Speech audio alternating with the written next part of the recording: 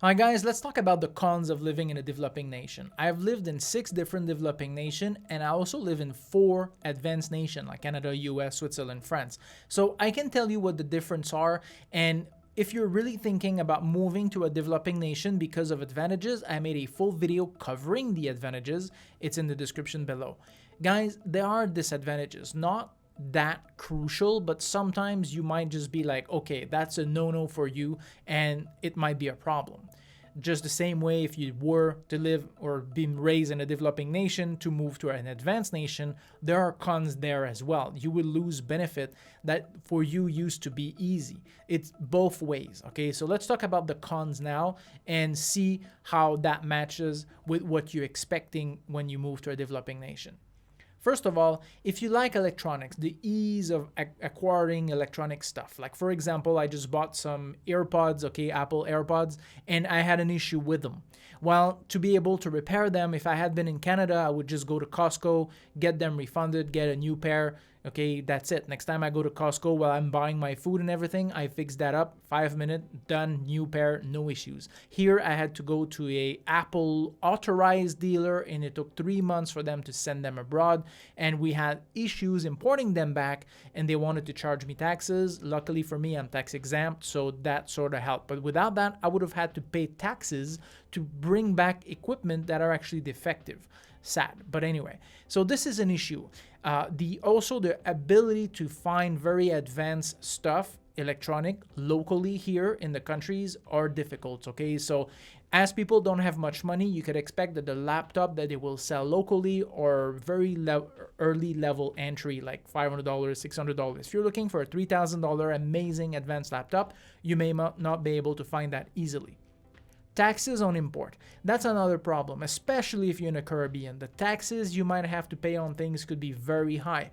And if you're, used to different technologies and you want to have them or food or stuff like that, you might have problem to find that or import it because the taxes are very high.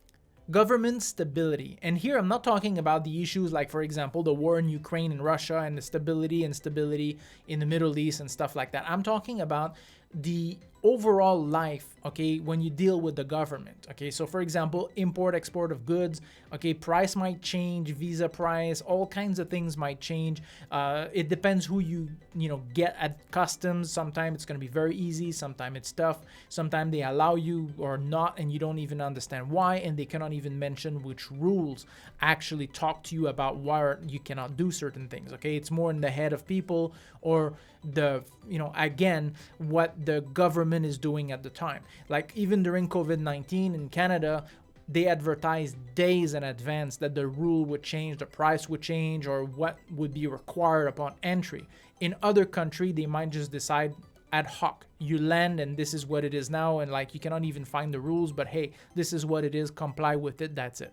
This is one thing that I've realized in developing nation. The stability with these things are very tough. Price can change, condition can change. You can be able to import one thing one day, not being allowed the next day, and you don't understand what changed and nobody can point it out to you.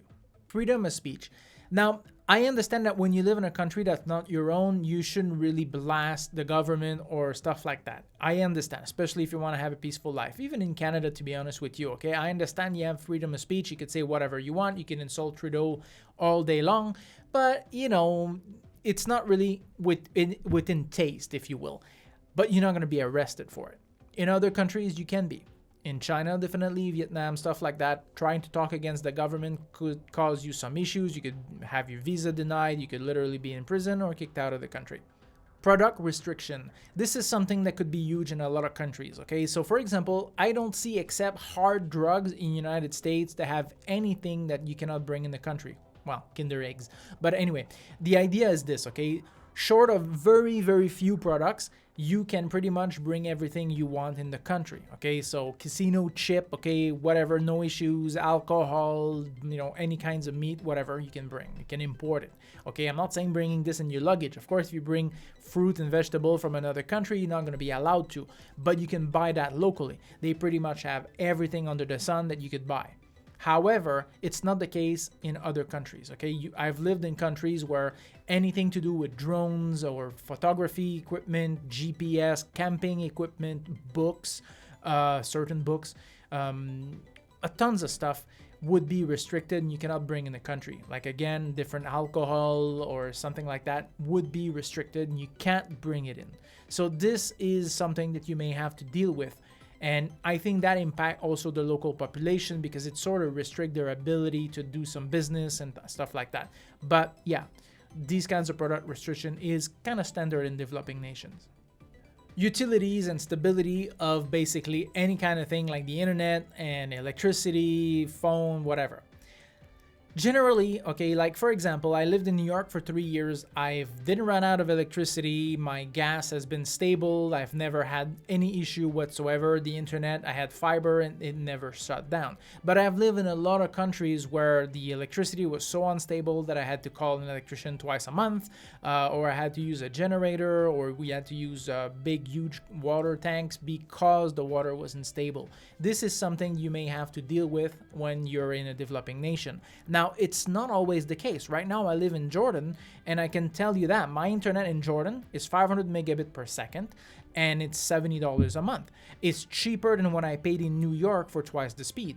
So yeah, I mean, and it's very stable. So it's not necessarily true all the time, but you may face certain issues with utility, and it could be very expensive in some occasions. Okay, it depends where you are around the world.